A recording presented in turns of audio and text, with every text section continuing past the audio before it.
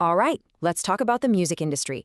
We love to tell ourselves this beautiful story about talent, about how the best artists just naturally rise to the top. But what if that story is a myth? Today, we're going to pull back the curtain because AI is forcing all of us to face a pretty uncomfortable truth. So I want you to just let this question sink in for a second. How many Arlene Smiths are there? You probably have no idea who Arlene Smith is. Not yet. But trust me, her story, it's the key to unlocking this whole thing. Okay, so let's get into it. The myth of meritocracy. This is the story we all tell ourselves about talent. And our story, well, it starts way back in 1959. Picture this, a 17-year-old kid from the Bronx, Arlene Smith. She's humming a melody on a street corner, and she writes this incredible song. She gets her group, the Chantels, together, and they sing it for the big record X. The song? It's called He's So Fine. And you know what those execs did? They passed on it. Just like that. So check this out. It's a total tragedy in 3 acts. 1959, Arlene writes the song, it gets buried. Fast forward just 3 years to 1963. A different group, the Chiffons, they record the exact same song. And what happens? It explodes. #1 hit, sells over 1 million copies. It becomes this iconic piece of music history. And Arlene Smith, the girl who wrote it, she got absolutely nothing, not a dime. She ended up becoming a school teacher and died in obscurity, completely erased from her own creation. I mean, this isn't just one sad story, right? It's a massive red flag, a symptom of a system that's deeply, deeply broken. And that really gets us to the heart of the matter. We've got 2 completely different stories about how stardom works. On one hand, there's the story the industry loves to tell us. The cream always rises to the top. Extraordinary talent can't be held down. It's a talent discovery machine. But then there's the uncomfortable alternative, that maybe, just maybe, success is a lottery. And the price of a ticket, well, that's always been rigged. It's not a cathedral built to honor genius. It's a casino pretending to be a cathedral. All right, next up, manufacturing the familiar, or how your favorite song was basically chosen for you.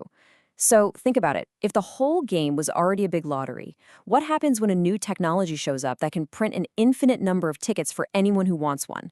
Yeah, I'm talking about AI. Everyone is freaking out about it, right? We're told it's this existential threat, that it's coming to destroy the soul of music. But here's the thing. That whole narrative kind of assumes the soul was safe and sound to begin with. I mean, this is the story we're being told, right? AI is this big, bad wolf threatening to destroy something sacred, the very essence of human creativity. It's the classic tale, human artists bravely defending their craft from the cold, soulless machine. The fear is that AI music is going to just flood everything and devalue the real, human stuff. And look, it feels true, doesn't it? It feels super urgent. But what if we're asking the wrong question entirely?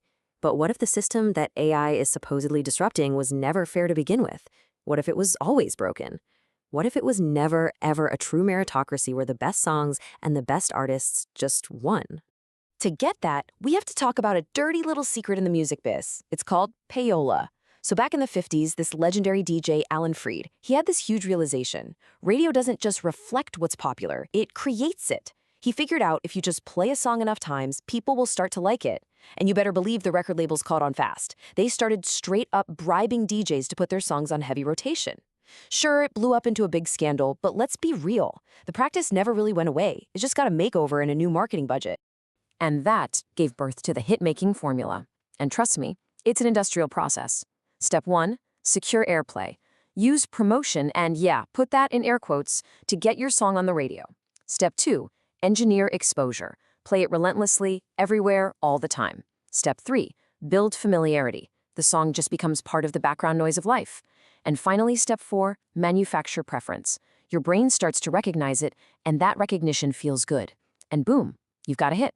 See? They didn't discover what you loved. They told you what to love. And this isn't just some theory. There's actual science behind this whole thing. It's a well-known psychological principle called the mere exposure effect. It basically says we develop a preference for things just because they're familiar. We're literally wired to find comfort in what we already know.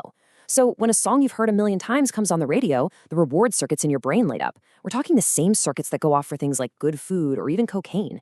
It's not about how good the song is. It's all about recognition. So, the chaos of choice. This is a scientific experiment that really blew the lid off the truth about success. Okay, so if it's not actually about quality, then what is it about? Well, back in 2006, this absolutely fascinating experiment at Columbia University gave us the answer. And honestly, it's pretty shocking. The way they set it up was pretty brilliant. They created 8 parallel worlds, basically 8 different versions of a music download site. All the worlds had the same 48 songs from unknown bands. Now, here's the twist. In some of these worlds, you could see which songs other people were downloading. It was a straight-up showdown. Pure musical taste versus social influence. Which one would win? And the results? Whoa, they were stunning. So in the one world where nobody could see what anyone else was doing, the meritocracy world, things were kind of predictable. The songs that were objectively better got more downloads. But in all the other worlds, where social influence was a factor, it was pure chaos. I mean, a song that was a monster hit in one world would be a complete and utter flop in another, the exact same song. Success wasn't about quality. It was wildly unpredictable. It was basically random. And what the researchers saw is a phenomenon called cumulative advantage. Here's how it works. A song gets a few early downloads, maybe just by pure random chance. People see it has a few downloads, so they check it out. Then more people see it, so they download it. It just snowballs. Success breeds more success. Not because the song is actually better, but just because it looks popular. It's luck, plain and simple, getting compounded over and over again. Okay, so now let's bring it all back to AI. This is what I'm calling AI the Great Exposé. Because it's not a destroyer, it's a democratizer. See, the real story here isn't that AI is some big, scary monster coming to wreck this noble, perfect system of music we've built. No way. The real story is that AI is holding up a giant mirror to the industry, and it's showing us that the system was never what we pretended it was. I mean, just look at the friction involved in creating music. The old way, you had an idea, then you had to learn an instrument. Probably for years. You had to hire musicians, rent studio time, and then, the biggest hurdle of all, you had to convince some gatekeeper at a record label to give you a deal. The new way, you have an idea, you write a prompt, and 2 minutes later you have a finished song? That massive gap between imagination and execution, it's basically gone. And look, this isn't just some abstract concept. There's a story about this guy, Michael from Hungary. He literally heard melodies in his head his whole life, but he couldn't play a single instrument.